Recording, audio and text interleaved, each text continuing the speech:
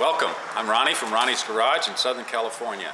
Today we're holding our monthly tech meet at Ronny's Garage. We're going to be talking about Silver Cloud brakes. So, just so everybody knows, we have a very special car here right now. This car, as I mentioned earlier, is a one-off car that belongs to a local collection. It is a 1960 Bentley S2. It has a Wendler body on it. So the story I was given this week by the curator of this museum, is that I think it was in the East Coast, New Jersey or New York or something like that, there was this couple who had a special Mercedes wagon built from Mercedes, and they only drove it to the post office. It was just, pretty rich people. So when they got tired of that car, they went to Bentley and asked for one like this. Okay, they wanted it to look like a Mercedes, all this kind of stuff, and Bentley refused to do that. I don't blame them. So they ended up buying the chassis and taking it to the coach builders. They're called Wendler, and they do a lot of Porsche conversions.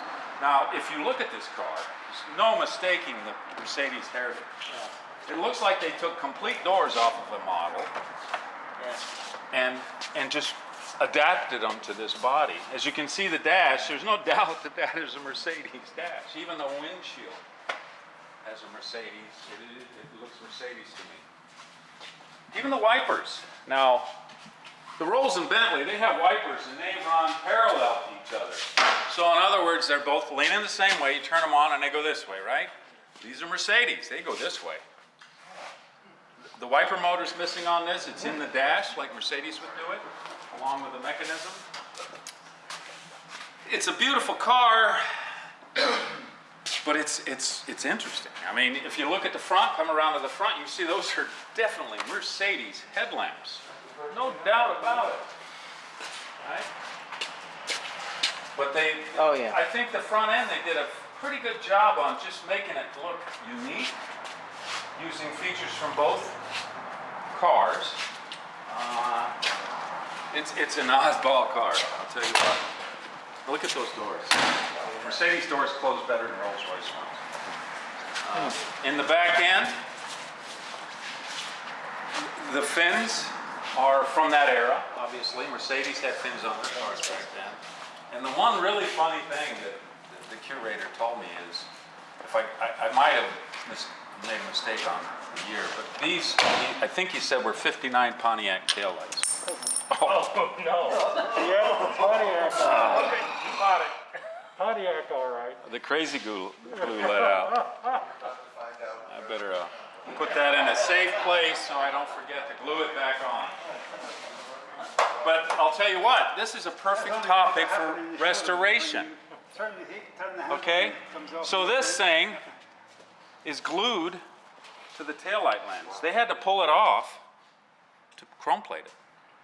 You can't chrome plate it with this. Yeah. So it's just glued back on. I would have used a tougher glue. And I shall. What chassis was on this on? It's a 1960 Bentley S2. Yes. S2. The Bentley. Do you know what year this was made? It's a 1960 year model, so I don't know when it was finished. No, I don't have those details. Was it beautifully restored, or was this the condition it came in? This is how it came into me. But to you, yeah. But have they had it restored? It's obviously been painted.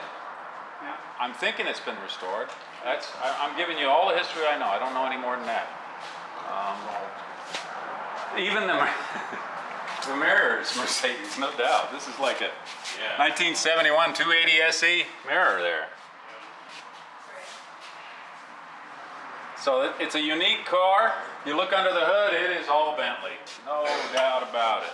This is the bracket for the wiper motor that they didn't use. So when people bought a chassis, it came with a firewall too, right? Yes. They were called rolling chassis. This pre-war, you could drive the chassis. That's how they came from the factory. And then they all, they always... Ronny, you're talking about the chassis. Is this the original wheelbase or was it extended?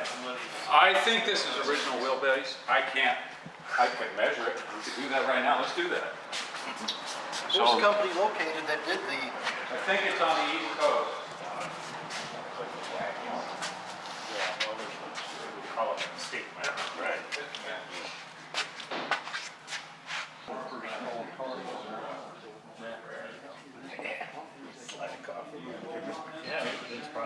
Can you imagine what it would cost to make this?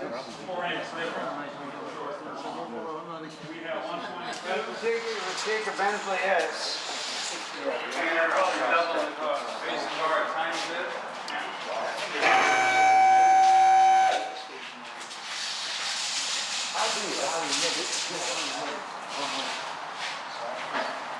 There? Yeah. Oh, it's definitely a long wheelbase. I'll be done. 128. So good. That was a good question. You're full of them, huh? No. What about answers? Have you any idea what this might have cost to make? No. I have no idea. You could probably get into the Rolls-Royce Foundation and ask about this car, and they might be able to find the history. But it's a one-off. It's kind of hard sometimes. Well, it had to be at least twice the cost of the S2. Well, I would imagine so, yes. So it might have been 25,000. 1960 and S2 probably went, what, it probably went for 15 or 14, I think. So this is one of our test mules today. We're going to look at the brakes.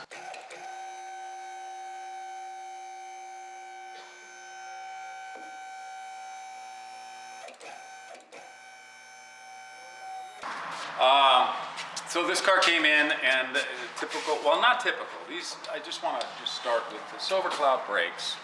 As weird and wacky as they are with the mechanical servo and the hydraulic cylinders and all that, the combination, when they are set up correctly, there's no problem with these brakes whatsoever. You can nail the brakes at high speed and it'll put you into the windshield, lock up the wheels. Moving around in the parking lot can be a little tricky if things are a little bit out of whack, but typically it's not a big issue. The one thing that's important to remember on the Silver Cloud brakes is when you're in tight quarters and moving the car around, don't lift off the brake completely. Always keep your foot on it a little bit. Because when you lift it off completely, it totally disengages the servo, and there is a typically 10 to 15 inch roll sometimes before the brakes are applied when you reapply. So that's in tight quarters, 10, 15 inches is dangerous, right? So this car came in and they said it just does not want to stop. So typical Ronnie, I've always got to take it out on the street and check it out. And I pulled out, I felt funny in the shop, I knew there was a problem, but I pulled out, and I usually like to turn at the first street, and I had to kind of overshoot that and go to the next street, because when I put them on, 150 feet before it just did not stop moving. And I'll show you what can happen here. First of all, anybody see anything wrong with these brakes? What? They're wet. They're designed to be dry. So what's happened is this cylinder, which has a hydraulic fluid in it, is leaking, and it's been leaking on the wheel or on the drum. The linings are like brand new on the thing, and everything looks like it's been restored, right? So that the brakes, if you look at the other side, these haven't started leaking. Well, they have. They're starting to seep a little bit. You can see that wetness spot there, up in there and there, but they haven't contaminated the shoes. Now the problem with contaminated shoes is once they're contaminated, they're contaminated. You don't stop. They don't stop, no, because they're lubricated now. Yeah. So that was a smoking gun. In fact, when I first lifted the car up, I could see wetness on the backing plate, and I saw a drip from the drum. The drums are on the bench over there. We can move over there and take a look at them. Both right ones are soaking wet. You can see it, soaking wet. Now you look at those drums and you say, oh, they look like junk. I beg to differ. There's a tool, which I'm going to grab real quick, and you can measure the diameter